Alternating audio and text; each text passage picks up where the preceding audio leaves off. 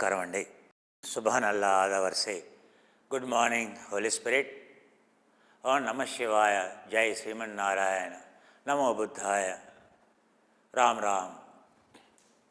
పదాలే అయినా ఆ పరమాత్మని ఉద్దేశించే కదా, హృదయంలో ఉండేటువంటి ఆత్మని శుద్ధి చేసి అక్కడికి పంపించడానికే కదా. అందుకే చేతులు జోడిస్తాం. అందుకే హృదయం మీద చేతుల్ని ప్రణామముద్రలో ఉంచుతాం. అలా ఉంచుతున్నామంటేనే ఓ ఆత్మ, ఈ రెండు చేతుల్ని ఇక్కడ పెట్టి 4 చేతి వేలు నీ వైపు కనిపిస్తున్నాయంటే, సో నేను నా ప్రయత్నం అంతా చాలా చతుష్టయం ఈ 4 ఉపయోగించుకొని నేను ఆ పరమాత్మను చేర్చడానికే అహర్నిశలు పనిచేస్తానని నేను చెబుతున్నా. ఓ నీ ఆత్మ దగ్గర ఎక్కడైతే ఉందో అక్కడ నీ తంసు. అందుకే ముండకోపనిషత్తులో, బృహదారణ్యక ఉపనిషత్తులో, ఈశావాన్య ఉపనిషత్తులో ఆత్మని చెప్తాడు. బొటనవేలు సైజులో ఉంటుందని కాదు, బొటనవేలులో ఉంటుందని. ఎందుకని బొటనవేలుని కనెక్ట్ చేసేది. బొటనవేలు ఏంటయ్యా? బొటనవేలు అనేది ఫైర్, అగ్ని. అది ఆరిపోయినప్పుడే అదే కనెక్ట్ చేస్తుంది. అందుకే ఇక్కడ పెడుతున్నాం మనం. ఇది కనెక్ట్ అయినప్పుడే ఈ 4 వేలు ఎక్కడికయ్యా? అవి నిన్ను ఏరుకుంటానని చెబుతున్నావు. అల్లాని, తాహీద్ని నువ్వు ఇలా ఇలా ఇలా అంటావా? అవునా, ఇలా ఇలా అంటావా? నువ్వు ఏ భాషనైనా ఇదే హార్టే. అవునా, ఆదా వరసే అంటే ఇలా అంటావా, ఆదాబ్ అంటావా, ఏమన్నా హృదయమే, హార్ట్కే కదా చేసేది. మతం ఏదైనా, కులం ఏదైనా, వర్ణం ఏదైనా, వొకాబులరీ ఏదైనా చెప్పేది హృదయమేనయ్యా. హృదయంలో నుండి పని చేయమని చెప్తున్నా. అందుకే ఆ విషయం చెప్పడానికే. అవునా, ఆ కేనోపనిషత్తులోనే ఉంటుంది. ఎవరైతే వర్ణాన్ని వర్జిస్తాడో, వర్ణాతీతుడు ఎవరైతే అవుతారో, గుణాతీతుడు ఎవరైతే అవుతారో అతనే యోగి అని. అవునా, నువ్వు ఎంత తొందరగా వర్ణాల నుండి బయటపడతావో, చతుర్వర్ణాల నుండి బయటపడతావో, ఎప్పుడైతే అందరినీ మానవత్వ భావంతో చూస్తావో, మానవులుగా చూస్తావో, సకల జీవరాశిని అల్లా యొక్క ప్రతిరూపంగా ఎప్పుడైతే చూస్తావో. ఒకసారి గురునానక్ మక్కాకి వెళ్ళాడయ్యా.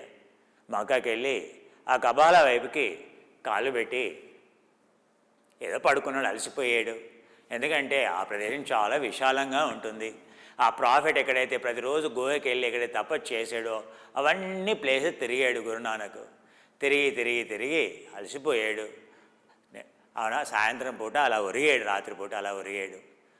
సో అలా ఒరిగాడు, కాళ్ళు అటువైపుకు ఉన్నాయి, ఆ కబాలా వైపుకు పెట్టాడు, తల ఇంకో వైపుకు పెట్టాడు. అవునా, సో ఎవరో ముస్లిం చూశారు. అవునా, చూసి అయ్యా నువ్వు ముస్లింవి కాదా? నువ్వు మా యొక్క అల్లాని నువ్వు అవమానపరుస్తున్నా. మా ఎటువైపు అయితే మా అల్లా ఉన్నాడో నువ్వు అటువైపు కాళ్ళు పెట్టి నువ్వు అవమానం చేస్తున్నావు, అవమానపరుస్తున్నావు. నువ్వేం మనిషివయ్యా? బుద్ధి లేదా? కనీసం ఇలాంటి స్థాయికి వచ్చినప్పుడు, అల్లా ఉండేటువంటి స్థాయికి వచ్చినప్పుడు అల్లా వైపుకి కాళ్ళు పెట్టాలి కదా. ఇదే సంస్కారం నేర్చుకోవాలి కదా. ప్రాఫిట్ ఒక సంతువు అయితే గురునానక్ ఇంకో సంతువు కదా. అవునా, ఆయన అన్నాడు, కళ్ళు మూసుకొని, కళ్ళు కూడా తెరవలేదు గురునానక్. అవునా, అలాగే పడుకున్నాడు. చెప్పాడు, అయ్యా ఓహో అలాగా, మీ అల్లా ఎక్కడ లేడో అటువైపు నా కాళ్ళు పెట్టు. మీ అల్లా ఎక్కడ లేడో అక్కడ కాళ్ళు పెట్టవయ్యా. నీ చేతిలో ఉన్నాయి నా కాళ్ళు, పెట్టు, నన్ను తిప్పు. మీ అల్లా ఎక్కడ లేడో అక్కడ పెట్టవయ్యా అన్నాడు.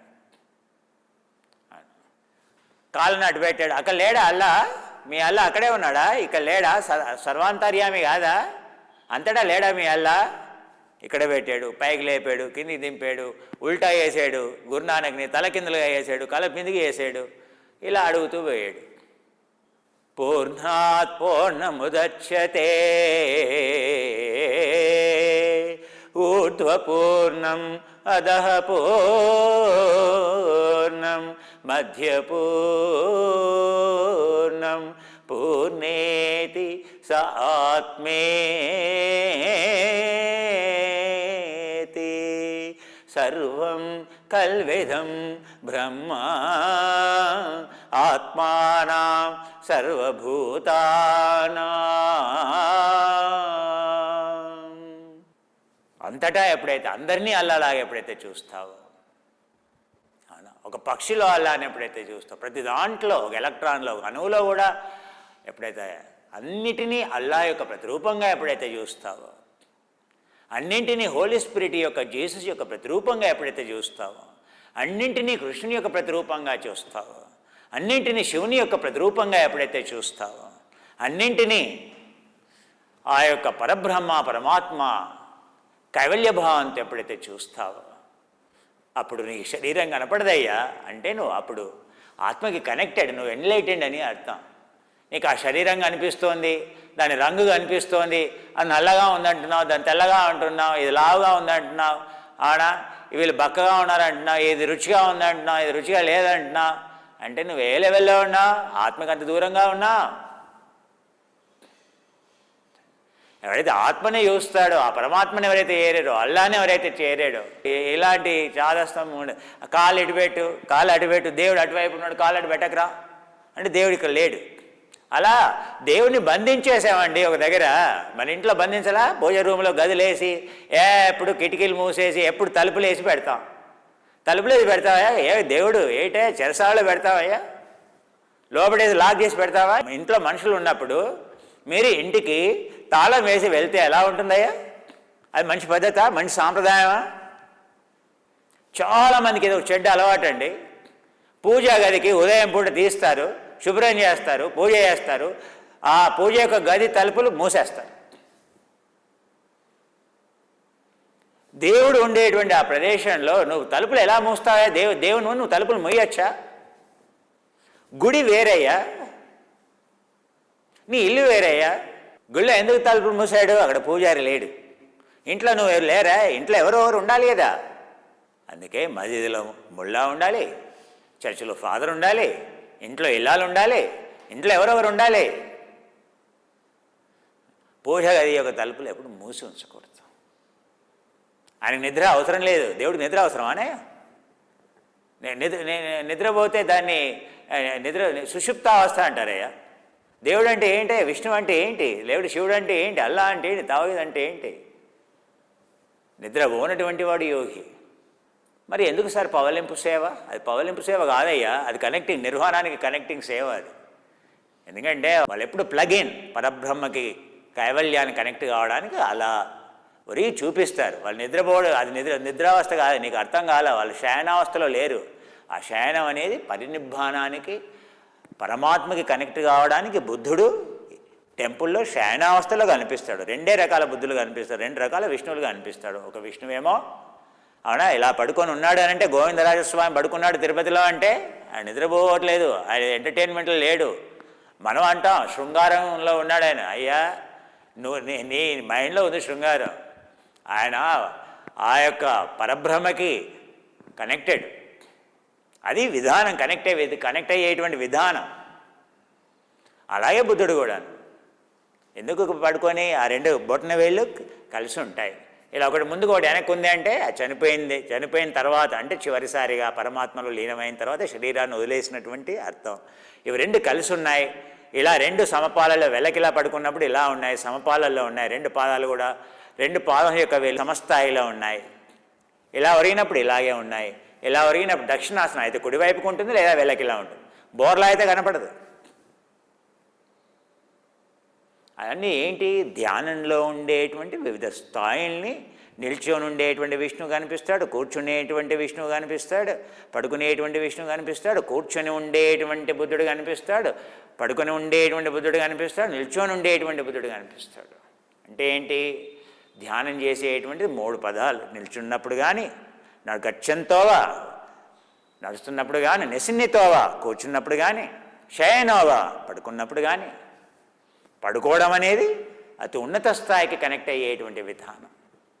అందుకే మీకు ధారణ నేర్పించాను, పడుకొని ఎలా కనెక్ట్ కావాలి. అవునా? సో విరాట్ ధారణం అనేది మీరు అలా రోజంతా అలసిపోయారు, అలా పడుకున్నారు, అలా ఆ యొక్క బ్రహ్మ విధ్వర రాగంలో ఉండేటువంటి ఆ యొక్క యాజ్ఞవల్కుడు ఏ విధంగా ఇచ్చాడో ఆ విధంగా అదంగా ఆ విరాట్ ధారణని చేస్తూ, అవునా, మీరు ఎప్పుడైతే చేస్తారో మీరు ఎవరైనా కూడా నేను చెప్పగలను, వింటూ ఉండండి. మీరు ధారణ వచ్చేస్తుంది, ధ్యానం వచ్చేస్తుంది, సమాధిలోకి వెళ్ళిపోతారు. ఆ 10 నిమిషాల తర్వాత, ఆ 15 నిమిషాల తర్వాత మీకు పూర్తిగా మీరు ఆ అలసట ఎక్కడో ఎగిరిపోతుంది. అందుకే మీకు అద్భుతమైనటువంటి విరాట్ ధారణని నేను మీకు ఇచ్చాను. మళ్ళీ కొన్ని ఎపిసోడ్స్ తర్వాత మళ్ళీ విరాట్ ధారణ చేద్దాం. సో ప్రతిరోజు కొన్ని రకాలైనటువంటి విరాట్ ధారణలు చేయటం వల్ల, ఆ సాధన వల్ల, ఎందుకంటే ప్రపంచం అంతా స్ట్రెస్, ఉదయం నుంచి సాయంత్రం వరకు ఎన్నింటినో చూస్తాం, రియాక్ట్ అవుతాం, మన మైండ్ రెస్ట్లెస్నెస్, ఎంతో స్ట్రెయిన్ అవుతున్నాం, దానివల్ల మన లోపల ఎన్నో వ్యాధులు. మైండ్ ఎందుకు పడుకున్నప్పుడు మైండ్ ఏంటి? సో నిద్రావస్థ రావాలి అని అంటే ఏంటి? రిలాక్స్డ్, మనసు ప్రశాంతంగా ఉండాలి, మనసుని ఆ స్థాయికి తీసుకెళ్ళాలంటే ఏం చేయాలి? సో ధారణ అనేది విధానం. సుషుప్తావస్థ కాదు, సమాధికే తీసుకెళ్ళగలుగుతుంది ధారణ. సో ధారణ, ధ్యాన, సమాధి చేయటం వల్ల ఆ రోజు కర్మ అనేది కణజాలంలోకి వెళ్ళదు. బాగా గుర్తుపెట్టుకోండి. ఎందుకు ధారణ చేయాలి? ప్రతిరోజు ఉదయం, మధ్యాహ్నం, సాయంత్రం, ఎప్పుడైతే రాత్రి పడుకునే ముందు మీరు ధారణ చేస్తే చాలు. విరాట్ ధారణ. అలా నా రికార్డింగ్ పెట్టుకోండి, మీ మొబైల్ ఫోన్లో రికార్డ్ చేసుకోండి, అది వింటూ మీరు నిద్రపోండి. ఆ రోజు అక్యుములేట్ చేసినటువంటి కర్మ రాత్రి ఏం చేస్తుంది? బ్రెయిన్ అంతా కర్మని రికార్డ్ చేస్తుంది, పనికిరానిదంతా ఫిల్టర్ చేసేసి కర్మని డిఎన్ఏకి పంపిస్తుంది. నిద్ర ఎందుకయ్యా? ఫిల్టర్ చేయడానికి, గజిబిజిగా ఉండేటువంటిది. ఎందుకు? ఉదయం నుంచి సాయంత్రం వరకు ఎలా ఉంది? సో ఒక గ్లాస్లో మీరు ఉట్టి బురద నీళ్ళు తీసుకోండి, అందులో బురద వేస్తూ పోండి, కలుపుతూ పోండి, అవునా? సో అందులో ఏం కనిపిస్తుంది మీకు? అని కనిపిస్తుందా? ఏమీ కనపడదు. బురద పై నుంచి కిందకి అంతా బ్లాక్గానే కనిపిస్తుంది, అవునా? సో మా వాళ్ళు కావాలంటే వీడియోలు చూపిస్తారు కూడా. ఒక గ్లాస్ పాత్రలోనో, ఒక గ్లాస్ పాత్రలో, అవునా? సో అందులో నీళ్ళు పోసి బురద వేసి ఇలా మీరు చూడండి, అవును, ఏం కనిపిస్తుంది? బురద నీళ్ళే కనిపిస్తాయి. ఆ తర్వాత అది మనకు ఆ నీళ్ళని, బురదని సెపరేట్ చేయాలంటే ఏం చేయాలి? ఆ కలపడం, యాడ్ చేయడం మానేయండి, కలపడం మానేయండి. అప్పుడేమవుతుంది? బురద కిందకి వెళ్తుంది, పైన మళ్ళీ నీళ్ళు ఎలా ఉంటాయి? స్వచ్ఛంగా ఉంటాయి, తేటగా ఉంటాయి. రోజంతా ఉదయం నుంచి సాయంత్రం వరకు పతంజలి అదే చెప్తున్నాడు. వృత్తి స్వారూప్యమితరత్ర వృత్తయ పంచతయ్య క్లిష్టా అక్లిష్టా. ఉదయం నుండి సాయంత్రం వరకు నీ యొక్క ఇంద్రియాలనేది పవర్ఫుల్ కెమెరాలు, audio recording, voice recorder, audio recorder, smell recorder, ఆ టేస్ట్ రికార్డరు, ఇవన్నీ మన రికార్డర్లు చూడండి. ఒకటి వీడియో రికార్డరు, ఒకటి ఆడియో రికార్డరు, ఒకటి స్మెల్ రికార్డరు, ఒక టేస్ట్ రికార్డరు, ఒక టచ్ రికార్డరు. ఈ 6 రికార్డింగ్ డివైజెస్ ఉదయం నుంచి రాత్రి వరకు అన్నీ రికార్డ్ చేస్తూనే ఉన్నాయి. మెలకు వచ్చిన దగ్గర నుంచి రాత్రి నిద్రపోయేంత వరకు రికార్డ్ చేస్తూనే ఉన్నాయి, కంటిన్యూస్గా వస్తూనే ఉంది, క్యాప్చరింగ్ చేస్తూనే ఉంది. రికార్డ్ అయ్యి ఎట్లా ఉంది? బురద వస్తూనే ఉంది, కలుపుతూనే ఉంది. బ్రెయిన్ ఏం చేస్తుంది? దాన్ని కలుపుతూనే ఉంది, దాని టైం లేదు ప్రాసెస్ చేయడానికి. రాత్రిపూట ఏమవుతుందయ్యా? ఎందుకు నిద్ర అవసరం? అప్పుడు ఎప్పుడైతే క్యాప్చరింగ్ అయిపోతుందో, కళ్ళు మూసుకుంటావో, చెవులు వినడం మానేస్తాయో, ముక్కు స్మెల్ మానేస్తాయో, టంగ్ ఎప్పుడైతే మానేస్తుందో దాన్ని ఏమంటావు? స్వప్నావస్థ అంటావు. ఆ బుద్ధిని కూడా కట్ చేస్తావు, అప్పుడు ఏమంటావు? సుషుప్తావస్థ అంటావు. ఇవన్నీ ఎప్పుడైతే కట్ ఆఫ్ అయిపోతాయో, యాడ్ చేయటం మానేస్తారు. అప్పుడు ఏమవుతుంది? బ్రెయిన్ ఏం చేస్తుంది? అప్పుడు ఆ యొక్క మొత్తం లోపల గజిబిజిగా బురద నీళ్ళలా మొత్తం ఆ రోజు input 70,000 thoughts, emotions, feelings, chemicals మొత్తం గందరగోళంగా తయారైపోయాయి లోపల. అందుకే సాయంత్రం అయ్యేసరికి ఏమైంది? బ్రెయిన్ చాటర్, బ్రెయిన్ నాయిస్ ఏమైంది? చాలా అయిపోయింది. సాయంత్రం వరకు ఏమైపోయాయి? ఉదయం లేవగానే ఫ్రెష్గా ఉన్నాం, సాయంత్రం వరకు అలసిపోయాం. ఉదయం పార్టీకి వెళ్ళేప్పుడు, ఉదయం ఏదైనా టెంపుల్కి వెళ్ళేటప్పుడు ఎంతో కేరింతలు, సాయంత్రం వచ్చేసరికి ఏమైంది? మొత్తం దిగాలు, నిద్ర వస్తుంది, అలసిపోయాం. ఎందుకని? మైండ్ తిరిగి అలసిపోయింది, మొత్తం బురద నీళ్ళతో నిండిపోయింది. అప్పుడు ఆటోమేటిక్గా నీ బ్రెయిన్ ఇంకా తీసుకోలేదు, అందుకే నీకు నిద్ర తీసుకొస్తుంది. ఆ నిద్రను కూడా రానియలేదు, ఇంకా టెన్షన్ ఎక్కువైపోయింది, ఆ మిక్సింగ్ ఎక్కువైపోయింది. మిక్సింగ్ ఎక్కువైతే ఆ బురద నీళ్ళని నువ్వు స్టీరర్ పెట్టి బాగా కలిపి చిదమ కొట్టావు. ఆ సెటిల్ కూడా కాదు, దాన్ని ఏమంటావు తెలుసా? ఎమల్షన్ అంటాం, స్టేబుల్ ఎమల్షన్ అంటాం. అంటే సెటిల్ కానటువంటి స్థాయికి వెళ్ళిపోయింది అది. నువ్వు అలా పెట్టినా కూడా బురద సెటిల్ కాదు అసలు. ఇన్సోమ్నియా అంటాం, అంటే వాడు టెన్షన్ లేకపోయిపోయి ఆ తర్వాత బ్రెయిన్ అసలు సెటిల్ కాలేకపోతుంది, ఆ బురదని సెటిల్ చేయలేకపోతుంది, అంత చెత్త నిండిపోయింది బ్రెయిన్. అంత టెన్షన్తో నిండిపోయింది. ఇన్సోమ్నియా అంట, వాడి నిద్ర రానటువంటి స్థాయికి చేరుకున్నాడు. ఎంత దుస్థితి అయ్యా! సో అలాంటిది ఏంటి నిద్ర ఎందుకయ్యా? ఆ బురదని కాసేపు అలా పెట్టండి, కలపడం మానేయండి, ఏమవుతుంది? నీళ్ళు తెల్ల. ఇది రాత్రిపూట నిద్రలో మన యొక్క బ్రెయిన్ పనిచేసేటువంటిది ఏంటి? ఇది దాన్ని సెపరేట్ చేస్తుంది. మళ్ళీ అది సెటిల్ కాగానే బురదని తీసేస్తుంది, అదంతా బురదని తీసేయగానే మళ్ళీ బ్రెయిన్ ఏమవుతుంది? మొత్తం డిఎన్ఏకి కర్మని ప్రాసెస్ చేసి పంపించేస్తుంది. ఆ తర్వాత బ్రెయిన్ ఏమవుతుంది? మళ్ళీ తెల్లగా, మళ్ళీ స్టిల్గా, ఫ్రెష్గా అయిపోతుంది, కడిగి వేయబడుతుంది, మళ్ళీ ప్రాసెస్ చేయడానికి రెడీ నెక్స్ట్ డే. అందుకే మార్నింగ్ మంచి నిద్రపోయే మార్నింగ్ లేవగానే ఎంత ఫ్రెష్గా ఉంటుందో. మళ్ళీ సాయంత్రం అయ్యేసరికి మళ్ళీ బ్రెయిన్ అంత మార్నింగ్ ఉదయం ఎలా ఉందో మైండ్, సాయంత్రం చూసేసరికి చూడండి ఎంత గందరగోళంగా తయారైపోయింది. ఇంకా దానికి తోడు ఇంకా మందు పోసేవు, ఇక దానికి తోడు ఇంకా సినిమాలు చూసేవు, సీరియల్స్ చూసేవు, నాగుపాముల సీరియల్స్ చూసేవు, పడుకునే ముందు ఇంకా హారర్ సినిమాలు చూసేవు, సెకండ్ షో అంటావు, ఫస్ట్ షో అంటావు, అయిపోయింది నమస్కారం. ఇంకా ఎక్సైట్ చేశారు పడుకునే ముందు, ఇంకా దాన్ని గుండె రేట్ని పెంచినావు. ఇంకా అందుకే రాత్రిపూట వేడినీళ్ళతో స్నానం చేయకూడదని అంటారు, బీపీ పెరుగుతుందని. రాత్రిపూట ఉదయం పూట వేడినీళ్ళతో స్నానం చేయాలి, రాత్రిపూట చల్లనీళ్ళతో స్నానం చేయాలి. లేదా కనీసం ఒక 20 డిగ్రీలు 15 డిగ్రీల టెంపరేచర్లో ఉండేటువంటి వాటర్తోనైనా చేయాలి. వామ్ వాటర్తో, ఉట్టి మామూలు గోరువెచ్చని నీళ్ళతో రాత్రిపూట చేయాలి, వేడివేడిగా ఉండదు. అదే ఉదయం పూట చక్కగా వేడి నీళ్ళతో చేయాలి స్నానం. ఎందుకని రాత్రిపూట వేడి నీళ్ళతో చేస్తే ఏమవుతుంది? బ్లడ్ ప్రెషర్ పెరుగుతుంది, బీపీ పెరుగుతుంది, మైండ్ రేస్ అవుతుంది, బ్లడ్ సర్క్యులేషన్ బాగా పెరిగిపోతుంది, బ్రెయిన్కి పెరిగిపోతుంది. అప్పుడు నువ్వు పడుకుంటే నిద్ర రాదు. అందుకే రాత్రిపూట కాఫీలు కానీ బ్రెయిన్ స్టిమ్యులెంట్స్ కానీ అస్సలు వాడకూడదు. నిద్రపుచ్చేవి వెలేరియన్ అంటాం, సర్పగంధి అంటాం. సర్పగంధి కొంచెం సర్పగంధి అంటే నిద్రపుచ్చేది అనమాట, అందుకే దాని పేరు అది. వెలేరియన్ అని అంటాం, హర్బ్ అని అంటాం, అవునా. మెలటోనిన్ అని అంటాం. మెలటోనిన్ అనేది అద్భుతమైనటువంటి సర్కాడియన్, అంటే మన బయాలజికల్ క్లాక్ సెట్ చేసి ఎవరైతే రాత్రి షిఫ్ట్లు చేస్తారో, నైట్ షిఫ్ట్లు చేస్తారో, ఎవరైతే పడుకొని తప్పదు, వాడి యొక్క జాబే అలా ఉంది, వృత్తి అలా ఉంది, ఆ కంపెనీలో నైట్ షిఫ్ట్ చేయాలి తప్పదు, అటువంటి వాడికి అద్భుతమైనటువంటిది ఏంటయ్యా? మెలటోనిన్. మెలటోనినే సర్కాడియన్ అంట. సర్కాడియన్ అంటే ఏంటి? సో మన యొక్క బయాలజికల్ క్లాక్ని సెట్ చేసి మన యొక్క మెటబాలిజాన్ని మెయింటైన్ చేస్తే, అడ్జస్ట్ చేసేది చాలా ముఖ్యం. సో ఆ మెలటోనిన్ అనేది 10 milligrams, యాక్చువల్ 2 milligrams సరిపోతుంది, కానీ సరిపోదు. 10 milligrams అనేది రీసెర్చ్లో 10 milligrams అనేది ఒక మెలటోనిన్ అనేది నిద్రకే కాదు, మొత్తం నీ యొక్క శరీరాన్నే ప్రిపేర్ చేస్తుంది. అది నిద్ర మాత్రం కాదు, నీ బయాలజికల్ క్లాక్ ఏదైతే ఉందో, మైటోకాండ్రియా ఎందుకు చచ్చిపోతుందా అంటే బయాలజికల్ క్లాక్ దెబ్బతింది. ప్రకృతి యొక్క గడియారం అనేది, మొత్తం సృష్టి అంతా ప్రకృతి గడియారంతో నడుస్తుంది. పక్షులు సాయంత్రం వస్తున్నాయి, ఉదయమే వెళ్ళిపోతాయి, ఆ తర్వాత ఆకలేసినప్పుడే తింటాయి. జంతువులు, సింహం కూడా అంత ఆకలేసినప్పుడే తింటుంది, అది సాయంత్రం కూడా పడుకుంటుంది, ఎప్పుడు పడుకోవాలో అప్పుడు పడుకుంటుంది, ఎప్పుడు లేవాలో అప్పుడు లేస్తుంది. మనమే ప్రకృతికి విరుద్ధంగా నడిచేది మనమే. ఎప్పుడైతే పడుకోవాలో అప్పుడు మెలకువగా ఉంటున్నాం, ఎప్పుడైతే యాక్చువల్గా మెలకువగా ఉండాలో అప్పుడు పడుకుంటున్నాం, ఎప్పుడైతే పడుకోవాలో అప్పుడు మెలకువగా ఉంటున్నాం. దానివల్ల ఏంటి? దానివల్ల నీ బయాలజికల్ క్లాక్ మొత్తం దెబ్బతింది. అందుకే మైటోకాండ్రియా చచ్చిపోతుంది, అందుకే మెటబాలిజం తగ్గింది, అందుకే లైఫ్ స్టైల్ డిజీజ్ వస్తున్నాయి. అందుకే బాడీ బిల్డర్ ఏంటి?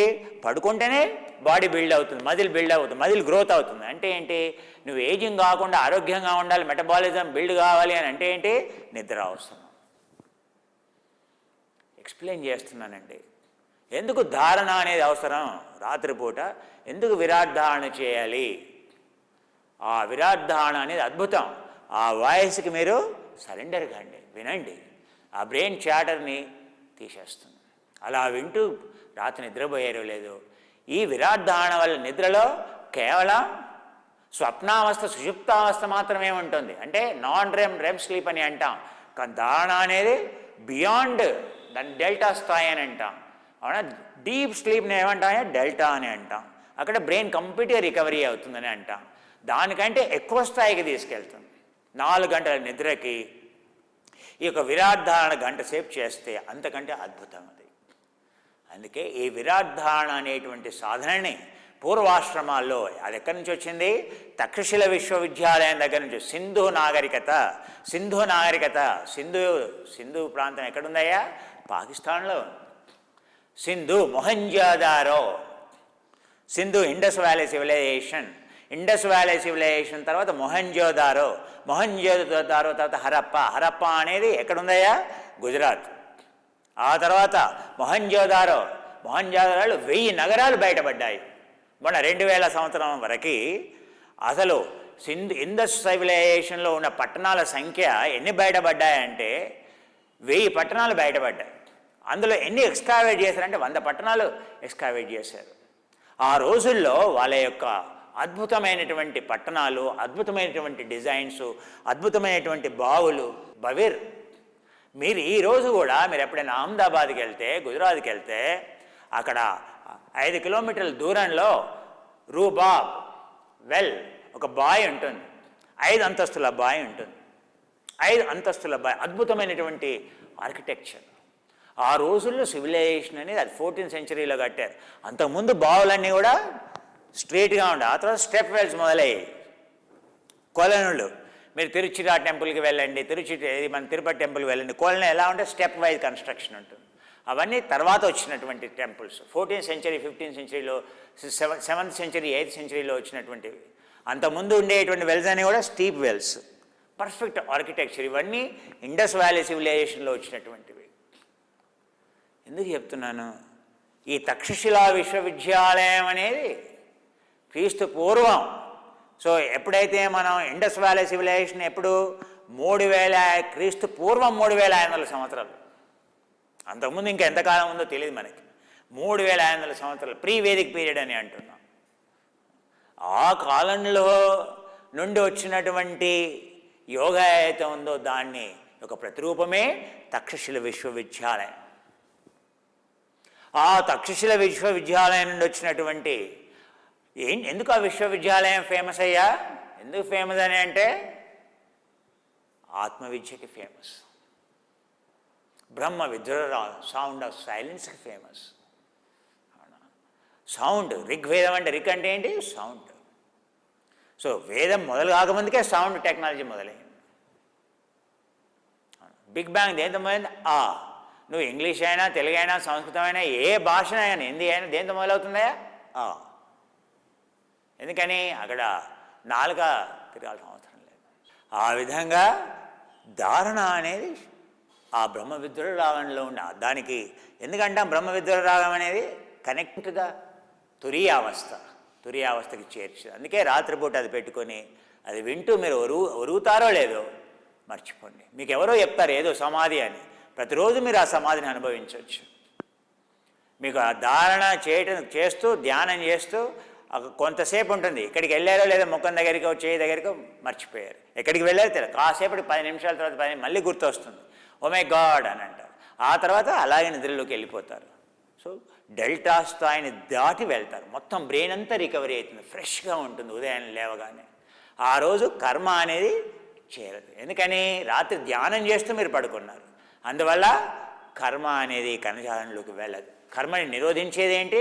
అందుకే చెప్తున్నాడు పతంజలి. ఏం చెప్తున్నాడు? తతః పరమ వశ్యేంద్రియాణాం ధరణాసు చ యోగ్యతా మనస బాహ్యాభ్యంతర విషయా క్షేపే చతుర్దశ. ఆ విధంగా ధారణ చేస్తున్నప్పుడు మీరు బాహ్య విషయాలు, అంతరంగ విక్షేపాలు, డిస్టర్బెన్సెస్ అన్నీ కట్ ఆఫ్ అయిపోతాయి. తురీయావస్థ, డెల్టా స్థాయిని దాటి, నిద్రావస్థని దాటి బయటికి వెళ్తారు. తురీయావస్థని దాటి చతుర్థావస్థ బాహ్యాభ్యంతర విషయ ఆక్షేపే చతుర్థ ధారణాసు చ యోగ్యతా మనస. ధారణ వల్ల, ఆ ధారణ చేయటం వల్ల ఆ యోగ్యం లభించింది. ఏం యోగ్యం లభించింది? తతః క్షీయతే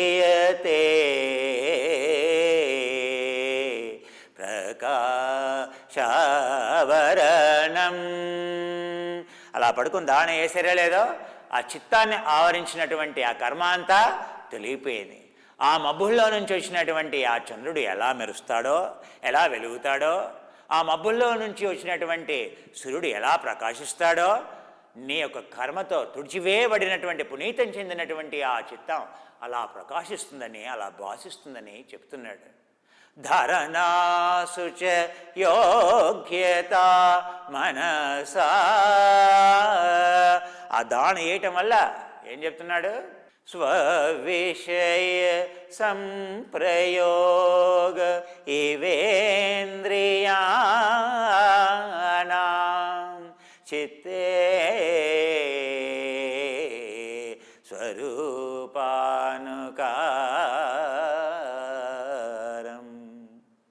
ప్రత్యాహార.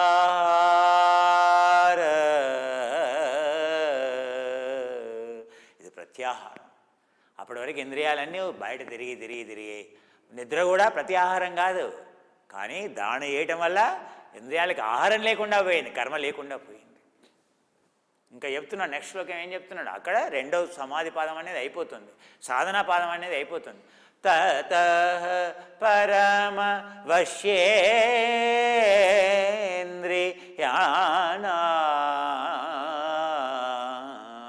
నీ ఇంద్రియాలు ఎప్పుడైనా నీకు విన్నాయా? వినలేదు.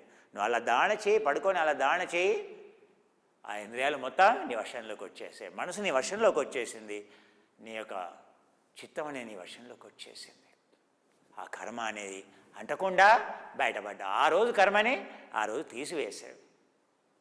అందుకే ఏమని చెప్పారు మన వాళ్ళు? యతో యతో మనోయాతి తత్ర బ్రహ్మ దర్శనా మనసో చైవ ధారణాస పరామత.